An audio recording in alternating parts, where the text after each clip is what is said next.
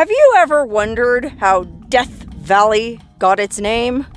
I mean, obviously the native peoples who originally lived here didn't call it Death Valley.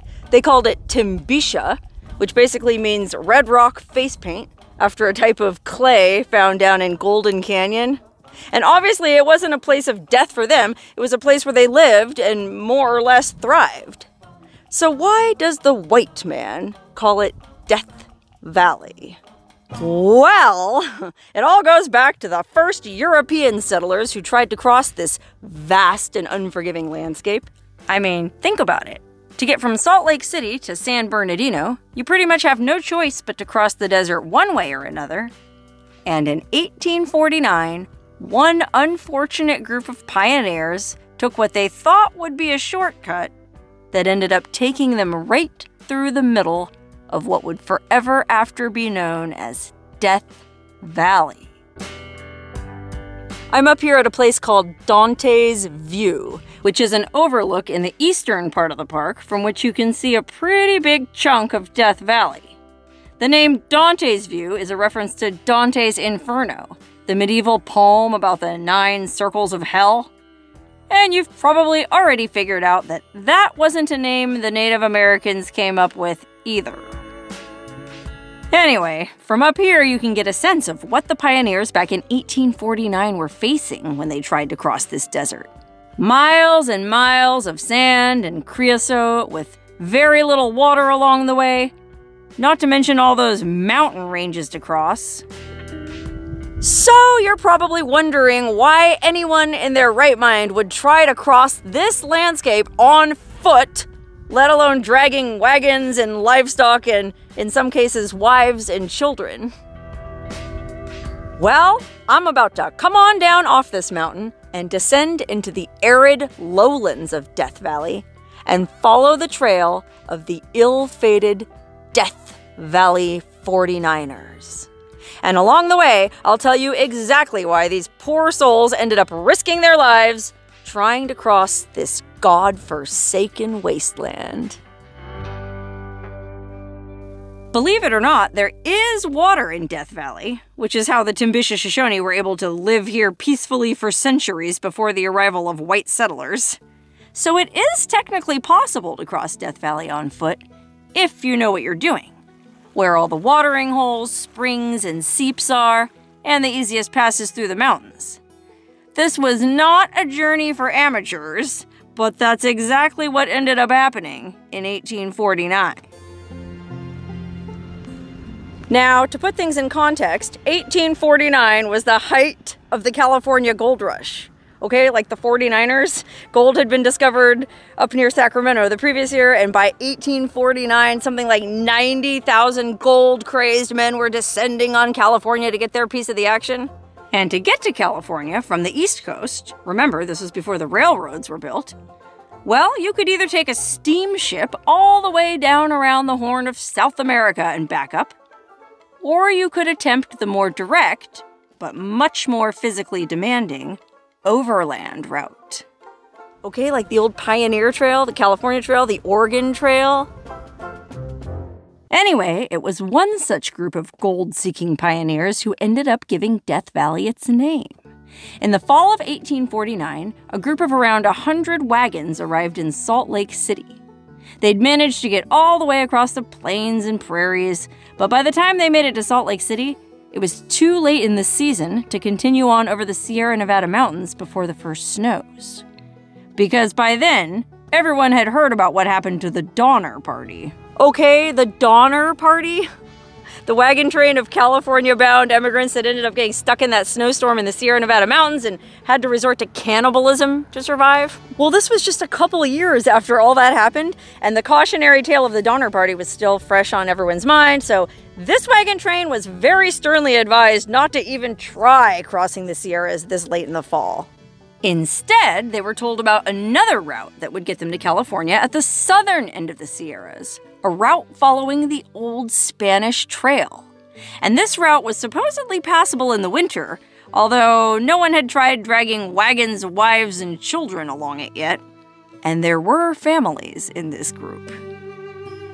But it was either that or sit and wait the next 6 months out in Salt Lake City, which at that time was just a tiny settlement in the middle of a vast arid desert, and well, that probably wouldn't have been very pleasant. So the group decided to give the new route a try, and they found a guide in Salt Lake City who had traveled that way before and agreed to lead them. The guide was named Jefferson Hunt, and he basically led them southwest through Utah, sort of along the path of present-day Interstate 15, until he got confused in the southwestern Utah desert, kind of near what's today called Cedar City. I guess he fumbled trying to find water sources in that area, and, well, that caused some members of the wagon train to lose confidence in his abilities as a guide. Well, while they were trying to figure out what to do, another white guy rode into camp named Orson Smith. He was headed west, leading a pack train, and he had a map he'd gotten from a mountain man that showed a direct western route from the southwestern Utah desert straight over the Sierra Nevada mountains at a place called Walker Pass near what's today called Ridgecrest. And this route would supposedly shave something like 500 miles off the old Spanish Trail. Okay, stop and think about it. Some random dude rides into camp with some random sketchy map supposedly drawn up by some random mountain man. And I don't know if a copy of this map still exists, but I can't imagine that it was very detailed.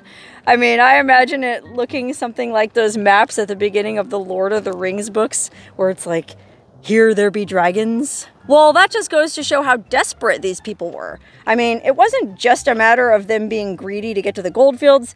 By this time, they were running pretty low on supplies, and so it was kind of a matter of survival. They had to get to California as fast as possible, and if this new route could save them 500 miles, well, random sketchy map or not, a bunch of the wagons decided to follow Orson Smith. Unfortunately for those wagons who chose to follow Smith, this new route took them over some pretty rugged mountains and through some pretty miserable deserts in southern Nevada, before finally arriving here at the eastern edge of what would soon become known as Death Valley. Today, there's a little historical marker at the site of the so-called Death Valley Gateway, the spot where the ill-fated travelers first entered this exceptionally unforgiving landscape. Through this natural gateway, the Death Valley 49ers, more than 100 immigrants from the Middle West seeking a shortcut to the goldfields of Central California, entered Death Valley in December 1849. Can you imagine looking out at this landscape, knowing you have to cross it on foot? By this time, the 49ers had already been dragging their wagons through rough, dry landscapes for the past 2 months, so they were already worn out because travel had been tough. There had been barely enough plants to keep the oxen going, and barely enough water to keep everyone alive. But things were about to get much, much tougher. It was Christmas Day, 1849, when this ragtag band of travelers arrived here at what's now called Furnace Creek. Today, it's a lush oasis with swimming pools, gift shops, fancy restaurants, and a golf course. But back then, it was nothing but a natural watering hole. A life-saving watering hole, to be sure, but nothing more. And I'm sure they enjoyed resting in the shade and drinking as much water as they could, and well, because it was Christmas, they even killed one of the oxen and roasted it to celebrate. And matter of fact, one of the guys in the wagon train even had a cake that he'd been carrying with him all the way from Illinois. His mom had baked him this cake, and so he brought that out to share it with everyone. But I guess by this time, it was so stale that he could hardly even break it into pieces. But after their little celebration, their relief would have evaporated pretty quickly when they looked out at what lay before them. By now, it had already been about 2 months since they split off from the main group following Jefferson Hunt along the fairly well-established Old Spanish Trail. And I'm sure by this point, many of them had questioned their wisdom in deciding to take this shortcut. But I bet probably none of them questioned their wisdom as intensely as they did when faced with this. Now remember, it was Christmas, wintertime, so it wasn't hot. But I mean, By this point, well, you've already been traveling pretty much on foot for something like 8 months, because remember, most of these travelers started out back east or in the Midwest the previous April. So by now you've been traveling for 8 months, you're sunburned, you're malnourished, you're dehydrated, and now you find yourself facing the most unimaginably arid landscape you've ever seen. Of course, today, the minimalist beauty of the Death Valley landscape is appreciated by visitors from all over the world. But if you were some poor schmuck 173 years ago just trying to get to California alive, well, let's just say the charms of this landscape would probably elude you. Not only did it look exceptionally dry and shadeless, but there were also towering mountain ranges on the other side they would have to somehow get through before reaching this supposed shortcut through the Sierras at Walker Pass. And anyone who has ever tried dragging a wagon over a mountain knows it's no easy task. So looking at this series of mountain ranges must have been pretty disheartening. But you've already just about killed yourself getting here, and it's much too late to turn back now. So you basically have no choice but to press onward into this miserable hellscape with the hopes of somehow finding a passable route through to the other side.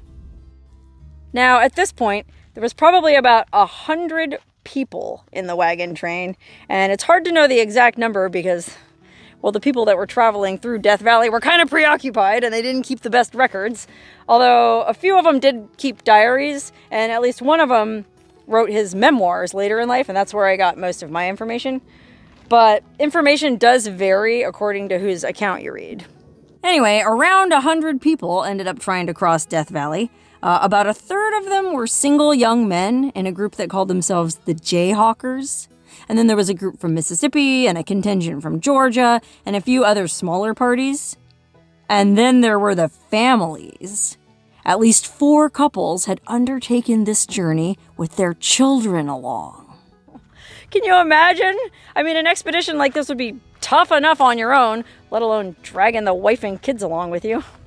And I'm sure these families weren't exactly the fastest travelers in the bunch either, so it must have been frustrating for the Jayhawkers, the young single guys. Because yeah, it was generally safer to travel in large groups, but by the time this group arrived at Furnace Creek, it was apparent that the journey had become a survival situation, and it was more like every man for himself. It was time to start splitting up. The Jayhawkers decided to go north, up through what's today known as Stovepipe Wells, and moreover, they decided to improve their odds of survival by killing their oxen and burning their wagons so they could roast and smoke the meat to make jerky that they could carry with them. And one of the families that was traveling with children, the Bryars, also insisted on following this group of single, unencumbered men, which I'm sure the Jayhawkers weren't very happy about. But in the end, they did actually make it out of Death Valley alive, although it's said that their 8-year-old son was the weight of a 3-year-old by the end of it. And today, there's another historical marker in Stovepipe Wells describing this ordeal. Man, I've driven through Stovepipe Wells so many times, and I've even stopped and read this monument before, but it never really sunk in what exactly it was talking about until I started researching this video. I mean, can you imagine burning everything you worked so hard to drag halfway across the country just to give yourself a tiny chance of surviving getting across this desert? Well, they did. As the wagon train split up, the rest of the parties, including the other families that were traveling with children, had to decide what they were going to do. The Bennetts, who were traveling with 2 little girls and a boy, and the Arcanes, or Arcans, I've seen it spelled both ways, who were traveling with a toddler, stuck together and formed what became known as the Bennett Arcane Party. And Harry Wade's party included his parents, wife, and 4 children, all between the ages of 5 and 14. These families, along with their hired ox drivers and a few other single travelers, all decided to turn southwest, crossing directly through the notorious Badwater Basin. You know, Badwater Basin, aka the hottest, driest, lowest place in North America. You might have been here yourself and stood on this blinding white salt pan, looking up at the marker on the mountains indicating sea level, 282 feet above you. Well, imagine trying to cross this on foot. But that's exactly what the Bennett Arcane Party did. And by the time they got to the other side, they were really in bad shape. They'd hoped to cross the mountains by going up Warm Springs Canyon. But after dragging everything and everyone halfway up, they realized it was impassable and they had to turn back around. They were forced to retreat back down to the valley floor where they found a small seep of pretty funky water among some bushes and scrubby mesquite trees, and they pretty much just collapsed in despair. The children were crying for water, the mothers were heartbroken, and imagine how the fathers felt. As a man, especially back then, you were expected to provide for and care for your family. Well, what kind of fool would lead his family into this mess? It seemed they'd exhausted all their options, but they had to make some kind of decision. If they just gave up and stayed here, they'd die. Since the little kids were in way too bad of shape to keep going, it was decided the smartest thing to do would be to send 2 scouts ahead to find a route to civilization and then bring back supplies and mules so the women and children could ride the rest of the way out. So while the families with children huddled miserably in the bushes at the edge of this vast salt pan, 2 young men named William Manley and John Rogers set out over the mountains to try and find a way to civilization. They were carrying with them all the money the Bennetts and Arcanes had between them, which was only something like $30, so they could buy supplies, and they'd been provisioned with about 2 weeks' worth of dried ox meat. 2 weeks' worth! 2 weeks! That's all they thought it was going to take, because surely after all this time they'd been traveling, they must be close to the coast by now.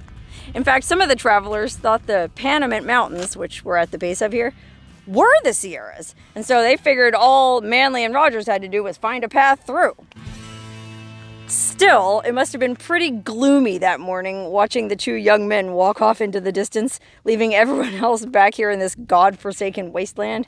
And the people who were left behind didn't know if they'd ever even see Manley and Rogers again. I mean, they might die trying to find the way, or they might just decide not to come back. And after about a week, some people in the party did start expressing doubts that Manley and Rogers would ever come back. I mean, as day after day after day went by and there was nothing to do but lay in the shade under the wagons and subsist on bits of dried ox meat, which, by the way, was probably really gross because the oxen were half starved when they butchered them. Well, I guess some people thought it was stupid or suicide to just stay here waiting, and they decided to strike out for themselves. Sadly, some of those who decided to strike out on their own ended up dying from lack of water and food. But believe it or not, one family actually ended up making it out alive. Okay, Harry Wade and his family, which, if you remember, was traveling with 4 kids between the age of 5 and 14. Well, they ended up being the only party to successfully get a wagon out of Death Valley that year. Everyone else ended up having to either burn or abandon their wagons, but somehow Harry Wade and his family managed to drag their wagon all the way through Death Valley. They decided it was suicide to sit around waiting for help, so they abandoned the idea of finding a route over Walker Pass altogether and instead headed south, hoping to reconnect with the old Spanish Trail, which, if you remember, was the route they were supposed to be following in the first place if they hadn't gambled on this supposed shortcut. And it worked! They did reconnect with the Spanish Trail right here at a place called the Salt Creek Hills, kind of near the Dumont Dunes. And, well, from here it was a pretty straightforward matter of following the old Spanish Trail from watering hole to watering hole, all the way to Los Angeles. And there's another historical marker here at the side of Highway 127 commemorating the journey of Harry Wade and his family. Again, I've driven past this sign so many times, and I never really understood what it meant until now. I mean, Harry Wade and his family, with their 4 little kids, dragging their wagon all the way through Death Valley has to be one of the all-time feats of superhuman strength in all of recorded history. So the next time you're in Death Valley and you see the name Harry Wade Road on the map, well, just stop for a minute and think about what it represents and what these people went through. Meanwhile, back at that miserable little spring on the edge of Badwater Basin, only 8 people still waited patiently for Manly and Rogers to return. Well, 8 people and a dog. I guess the Bennetts had a hunting dog that somehow survived this far. Anyway, the Bennetts were pretty confident that at least Manly would come back because he'd been their friend and their hired hand ever since they first left the Midwest. And I guess the Arcanes had no choice because the wife and the toddler just couldn't go on any farther. So 4 adults and 4 children ended up camping here for what ended up being an entire month. Another monument marks the site of this miserable month-long encampment, aptly named Bennett's Long Camp, the spot where the Bennett Arcane contingent of Death Valley 49ers, immigrants from Middle West seeking shortcut to California goldfields, were stranded for months and almost perished from starvation. Boy, I guess these guys were on a budget. They couldn't even afford to say a month. Anyway, yes, shocker, it ended up taking Manly and Rogers way longer than 2 weeks to get to civilization and back. And is it really any wonder? I mean, they had no idea where they were going. They had no specific route to follow. They were basically just blindly bushwhacking from Badwater Basin to San Fernando. And that's some pretty rugged terrain to cross. I mean, not only is it dry and waterless, but there's a whole lot of mountains to get over. But the story of Manly and Rogers' journey is absolutely fascinating. If you read William Manly's autobiography, which I'll put a link to in the description of this video, they had barely any food or water and only one flimsy blanket to share between them. And remember, by this time it was early January, and the desert is really cold at that time of year, especially in the mountains. Worst of all they had to wear on their feet were these janky little moccasins they'd made out of ox hides. Anytime one of the oxen they were traveling with had to be slaughtered, not only was all the meat and blood consumed as food, but the hides were also used to make footwear, which couldn't have been very comfortable when traveling through these rocky canyons. But incredibly, they did make it.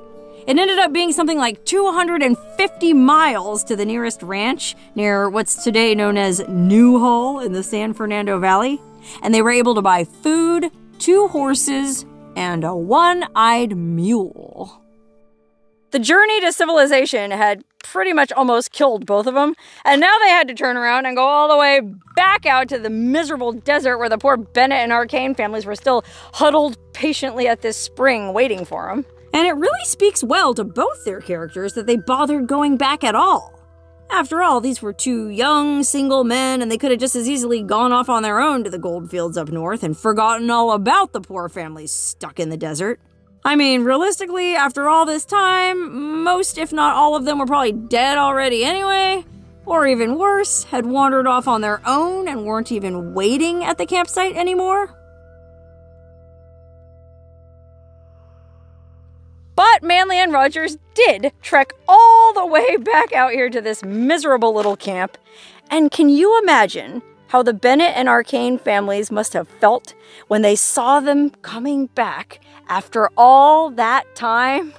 In fact, if you read William Manly's autobiography, he does describe how when they finally came back, one of the women just fell to her knees sobbing, hugging his legs, just thanking him for coming back. I mean, it must have been unimaginable relief, not just to see the 2 of them coming back alive, but to see them leading a mule with food on its back. Both the horses had died during the journey, but the mule was still alive, and the food they'd gotten was pretty basic, stuff like cornmeal and flour, stuff like that.